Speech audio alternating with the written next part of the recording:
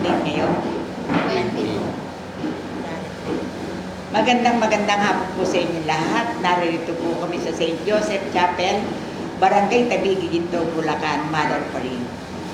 Ako po ay muling dumalaw sa inyo sa aking mga paliwanag.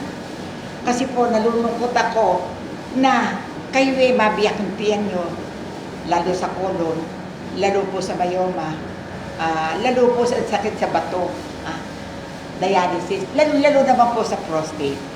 Ngayon po na kayo ay naririto, ako po ay naririto na lagi pong nagpapaalala at hindi na po pahabaan ng aking Facebook. Bumili po kayo ng langis kahit saan po kayo sulok ng mundo.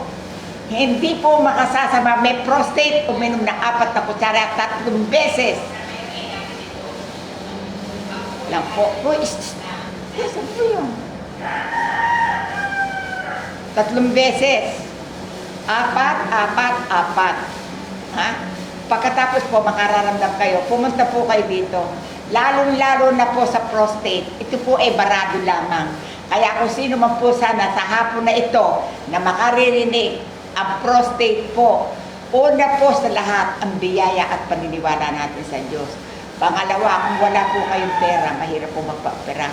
Ngayon, ikinakandidato ko po naman sa inyo na eto na po ang sangkap natin. Ito po labatiba. Labatiba po. Kaya po, kung meron kayo sakit na prostate, iinom po kayo ng 3 beses ng langis. Tapos, punta po kayo dito at tatanggalin po natin ang bakterya. Lalo-lalo naman po yun sa bato. Pag po mataas ang creatinine nyo, maglabatiba po kayo. Hindi ko po sinabi na pumunta kayo dito na kasi mahirap po ang pera. Kaya po, itry nyo lang po ito. Mapakahirap po ng dumaing na walang dadaingan. At talaga po, ang ating problema ay dala ng kahirapan. Ngayon, ang akin naman pong sinishare sa inyo, huwag nyo pong pabayaan ang paniniwala po ilugan nito. Lalo-lalo naman po ang colon cancer, ang colon, masama ang cancer eh. Ang colon po, iyan po ay kailangan po na uminom po kayo ng langis at sasabihin ko po sa inyo ngayon, sa hapon na ito, ipakikilala ko po sa inyo na meron taga saan po kayo? Santa Rita po. Taga Santa Rita. Ano pa yun sa inyo? Ano na? Bubutasin na? Okay. Nagpunta kayo dito? Ito po ang magbibigay ng patotoo. Okay. Tayo.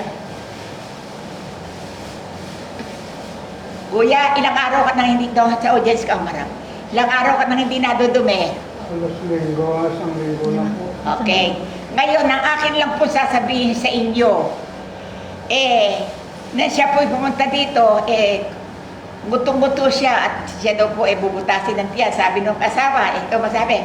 Ngayon, nang pong bumaba sa poon, natay na po. Ikaw masabi. Natay na po siya, tapos umihi, tapos dumihay po siya, umihi ng tubig. Palakpakan nyo. Hindi po ba napakalaking biyaya niya po yan? Kaya lang po, ang masasabi ko sa inyo, talaga po pinainom sila ng langis. Ito po kasi utot neto, 3 araw na iniintay sa ospital bago mautot. Pag po kayo uminom ng langis, magdidigay kayo at saka kayo mautot. Lilinisin na po yun, wala pong masakit.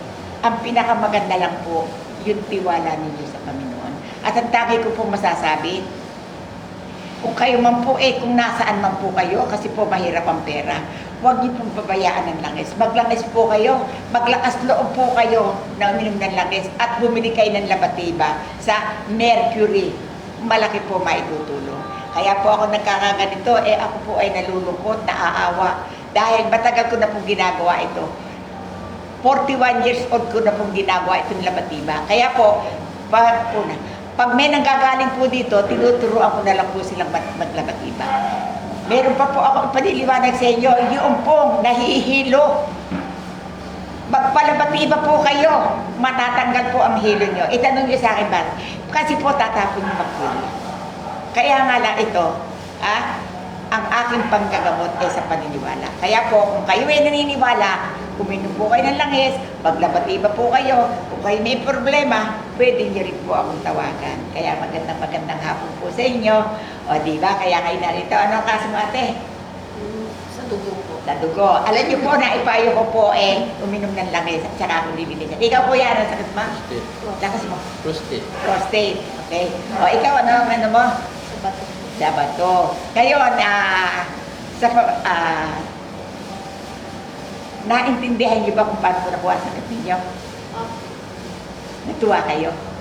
Okay. Kaya nga po, ipinasilip ko sa inyo na ang aking mga pasyente,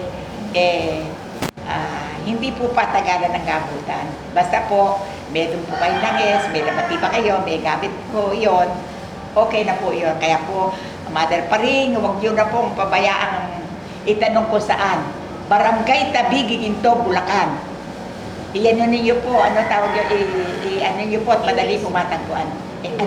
Ha? Waste po. I-waste nyo na lang po. Kasi po, pasensya na kayo. Ang akin po cellphone, 3 po ang cellphone dito. Pero po, puro sila okupado. Ako naman po, hindi naman po ako masyado mahilig sa cellphone. Nahihilo po ako bubuklat. At pag po ako nakahawak ng cellphone, nalaga akong ginawa ko din mag-cellphone.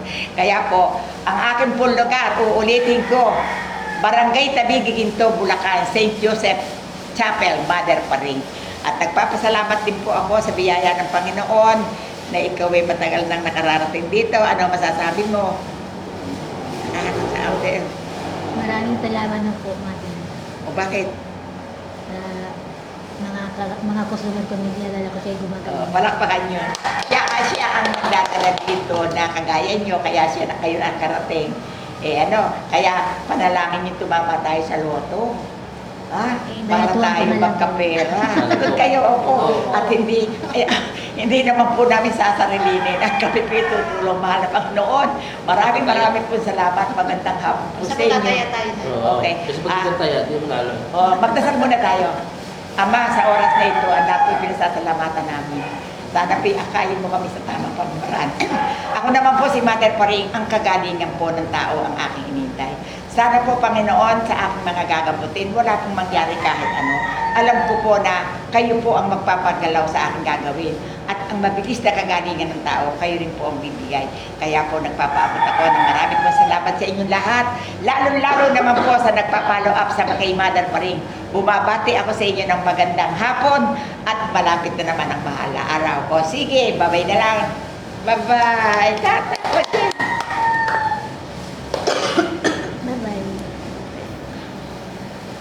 Salamat, Tess.